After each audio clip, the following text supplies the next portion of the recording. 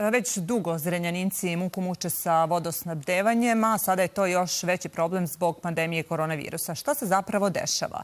Kako će taj problem biti rešen? O tome razgovaramo sa gradonačelnikom Zrenjanina Čedomirom Janjićem, koji je inače u samoizolaciji zbog koronavirusa. O tome ćemo nešto kasnije. Dobar dan, hvala vam najpre što govorite za naš program. Dobar dan i vašim gledalcima. Kažite nam vi sada kakva je trenutno situacija u Zrenjaninu. Imaju li svi trenutno vodu i šta se zapravo dešavalo prethodnih dana? Jeste, imaju svi Zrenjaninci vodu. Pritisak je dobar. Preko 2,5 bara je u sistemu Zrenjaninskog vodovoda, tako da i na višim spratovima gde su bili problemi sada ima vode. Moram da kažem da se voda u Zrenjaninu rešava od 1975. godine, da je od 2004. godine zabranjena za piće i mi smo bukvalno na korak od rešenja.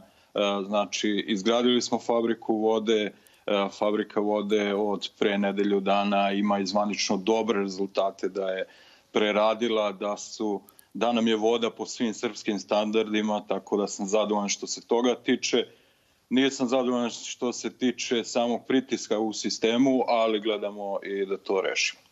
Ali kada će to biti rešeno? Jeste, vi ste u pravu. Zrenjanin ima probleme sa vodom decenijama unazad i znamo i to da je zabranjena voda iz vodovoda pre 16 godina, ali sve to malo znači ljudima, posebno sada u vreme pandemije koronavirusa, kada je lična higijena važnija nego ikada i kada je ljudima zaista, uvek im je potrebna, neophodna, mislim, o tome ne treba ni da pričamo, naravno voda, ali sada čini se još više.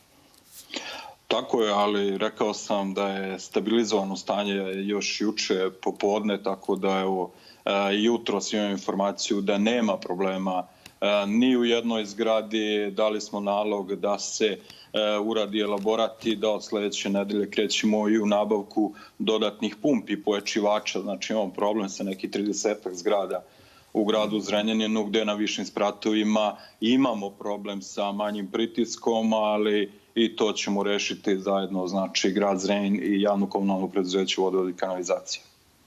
A ko je odgovoran pre svega što je došao do tog, što je negde eskalirao taj problem prošle nedelje? Toku jedne noći ljudi nisu imali uopšte vodu, je li tako? Radilo se na tome da se ti problemi reše. Da li ste utvrdili odgovornost?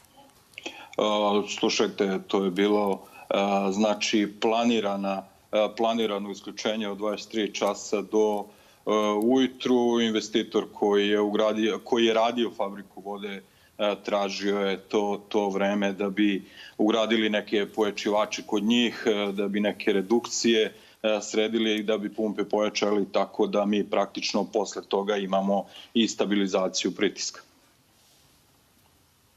Da.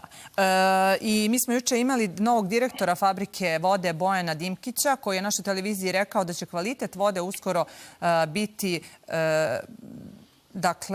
na zadovoljavajućem nivou.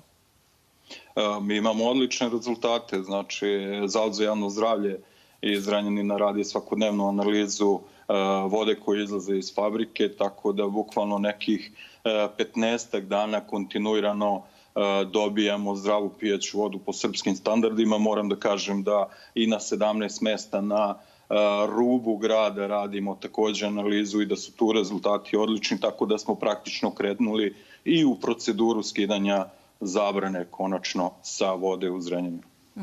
A kada će to biti konačno i završeno, ta procedura? Ta procedura traje minimalno 30 dana, tako da ja ne mogu sad tačno da se jašnjam kada će to biti, ali kažem da smo krenuli u proceduru.